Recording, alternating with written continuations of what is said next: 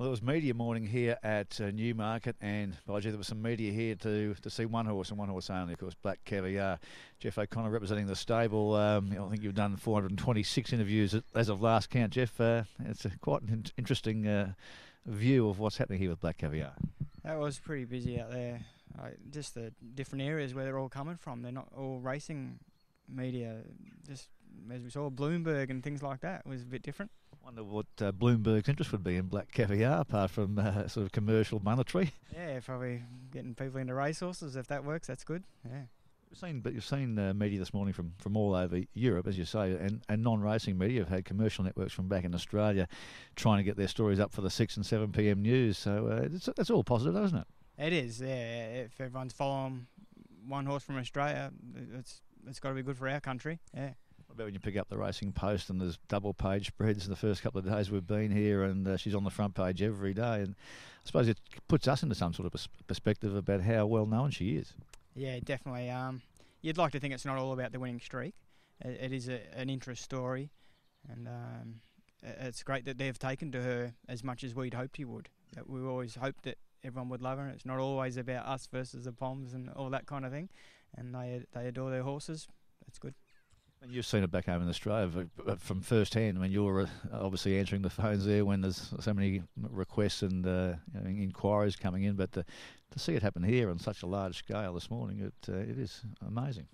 Yeah, I just wonder if they'll stick around for Pete tomorrow. See if we get the same numbers, and we might be able to outdo that.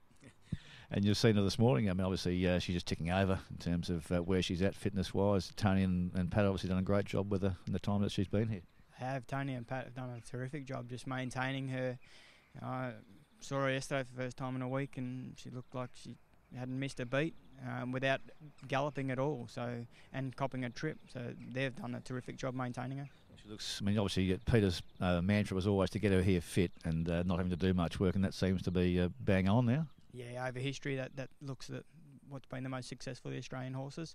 Have them in the middle of their prep, get them over here fit, and it helps with their travel, being fit, like probably humans. Yeah. Still about a week and a bit away from game day. I suppose it can't come quick enough for all that Moody racing.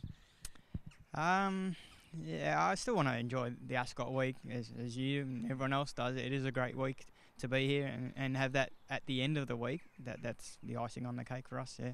I suppose you'll all get a chance to see Frankel because much as made of the not being able to get access to Black Caviar, but no one even get a chance to see their super horse here, Frankel. So the two best horses in the world are pretty hard to get at, but Black Caviar was there for everyone to see today. Yeah, she was. I don't know if we'll get a chance to see Frankel on the gallops.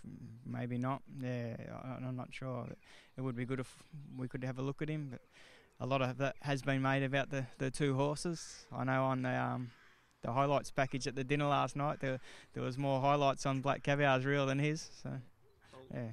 Well, I mean, it's new blood for them here, isn't it? I mean, it's from another side of the world, so hopefully she'll be there to put on the best show, and I think Pete's confident that's going to be the case. Yeah, no concerns at all.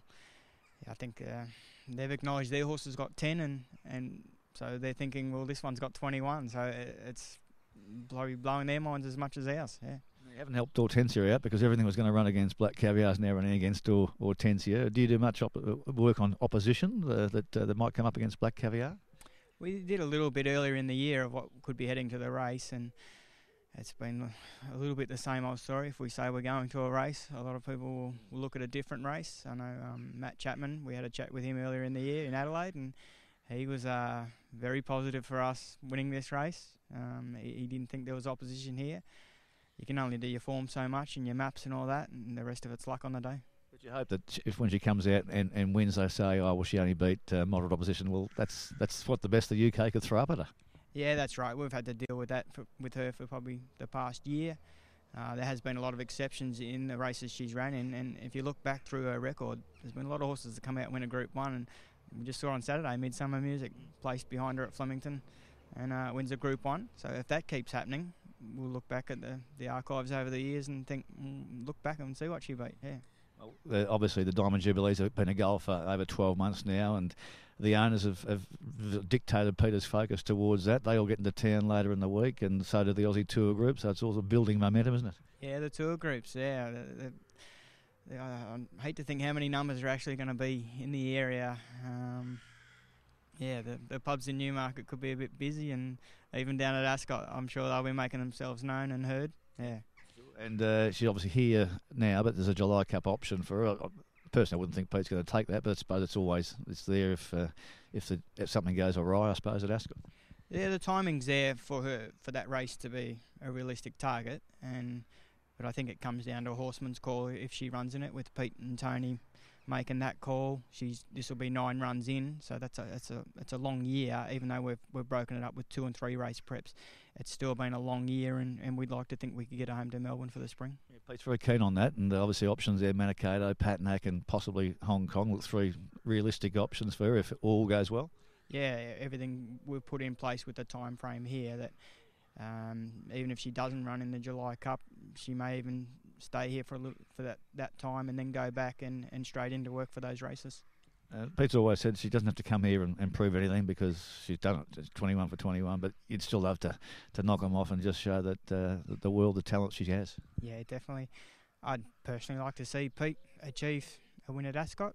You know, we've been together a long time, Tony especially. It's a big team effort, and just looking at the weekend, we've got Queensland, Sydney, we've got horses everywhere. We had one come home from Hong Kong the other day, so it would be a huge tick-off for us as a stable to get that international win. Pete's been here a couple of times with Magnus and sort of teased, and of course the utter disappointment of Hinchem